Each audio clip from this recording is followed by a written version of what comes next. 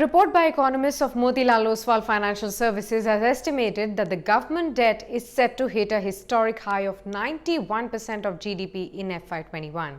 Let's do a three-point analysis to find out what the rising debt means for the economy. 1. What are the key highlights of the report? Well, general government debt stood at 66.4% of the GDP in FY 2000 as per the report, and since then it has been heading northwards at a fast pace, reaching 75% in FY 20. Now, general government debt is the combined liability of the centre and also the states. Now, the debt ratio is likely to hit a record 91% of GDP this fiscal year, that's FY21, according to the report. Now, this will be the highest in record since the data began to be maintained in 1980. The report suggests that it will stay at more than 90% up to FY23 before moderating to 80% by FY30 and is unlikely to fall to the targeted 60% even by FY40 without further hurting growth. 2. Why is the government debt rising continuously? Well, in general, government debt increasing as a result of government spending. Now, if you see, with the revenue outlook seriously dented right now and also new expenditure imperatives, we are seeing the fiscal deficit and the debt on an upward trajectory from a long time.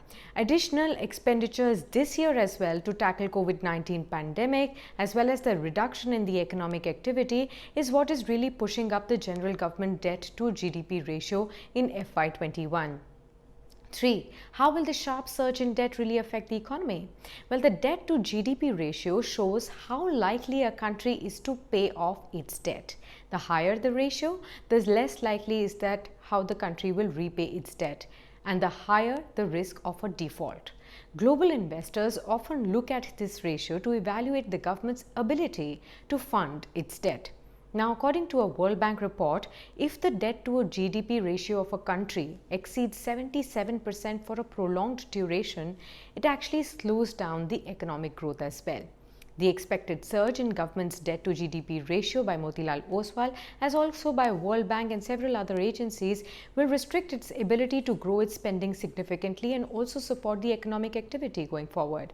Now, the study cites that if the primary spending growth eases to 7.3% over the next decade from 11.3% in the past decade, it becomes apparent that the government will be unable to grow its investments or say capital outlays at the same pace as was seen in the past decade, which could impact the non-interest revenue spending such as defense, salary, wages, pensions, etc.